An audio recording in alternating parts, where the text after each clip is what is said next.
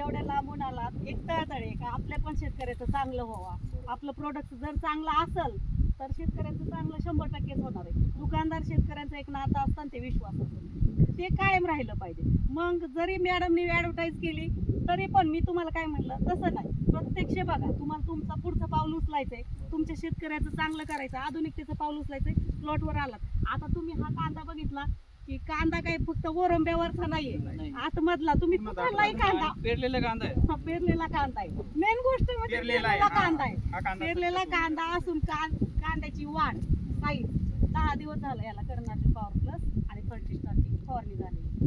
अजून कांदा 1.5 महिना प्लॉट मध्ये राहणार. 1.5 महिन्यात हा कांद्याची साईज.